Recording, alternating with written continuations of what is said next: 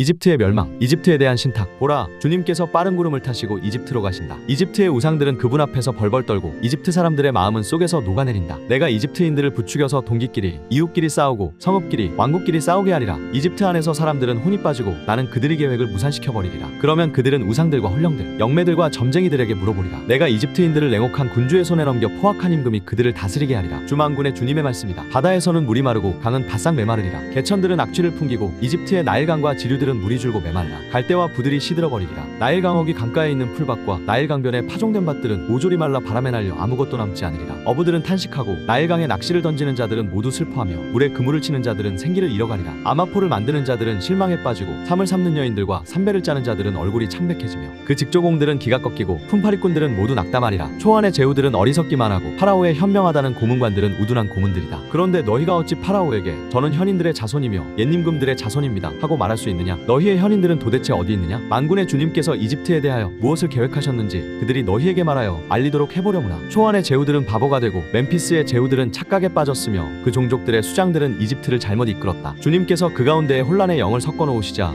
그들은 하는 일마다 이집트를 비틀거리게 하여 주정꾼이 제가 토해낸 것 위에서 비틀거리는 꼴이 되게 하였다. 그리하여 머리든 꼬리든 종려나무 가지든 골풀이든 누가 하든지 이집트에는 되는 일이 없으리라. 이집트의 미래. 그날의 이집트인들은 여자들처럼 되어 자기들이로 휘두르시는 주님의 손 앞에서 무서워 떨 것이다. 유다 땅은 이집트인들에게 공포의 대상이 되어 유다 땅에 대하여 듣는 자들은 모두 만군의 주님께서 자신들을 거슬러 세우신 계획 때문에 무서워할 것이다. 그날의 이집트 땅에는 가나안 말을 하고 만군의 주님께 충성을 맹세하는 5성읍이 생길 터인데 그 가운데 하나는 태양의 도시 라 불릴 것이다. 그날의 이집트 땅 한가운데에 주님을 위한 제단 하나가 세워지고 그 국경에는 주님을 위한 기념기둥 하나가 세워질 것이다. 이것이 이집트 땅에서 만군의 주님을 위한 표징 과정이니 되어 그들이 압제자들 때문에 주님께 부르짖으면 그들에게 구원자를 보내시어 그들을 보호하고 구원해 주실 것이다. 주님께서는 이렇게 당신 자신을 이집트인들에게 알리시고 그날의 이집트인들은 주님을 알게 될 것이다. 그들은 희생과 제물을 봉헌하며 주님께 서원을 하고 그대로 채울 것이다. 주님께서는 이집트인들을 치시겠지만 치신 뒤에는 곧바로 고쳐주실 것이다. 그들은 주님께 돌아오고 그분께서는 그들의 간청을 들으시어 그들을 고쳐주실 것이다. 그날의 이집트에서 아시리아로 가는 큰 길이 생겨 아시리아인들은 이집트로 가고 이집트인들은 아시리아로 가며 이집트인들이 아시리아인들과 함께 예배를 드릴 것이다. 그날의 이스라엘은 이집트와 아시리아에 이어 세 번째로 이 세상 한가운데에서 복이 될 것이다. 곧 만군의 주님께서 복을 받아라 내 백성 이집트야 내 손의 작품 아시리아야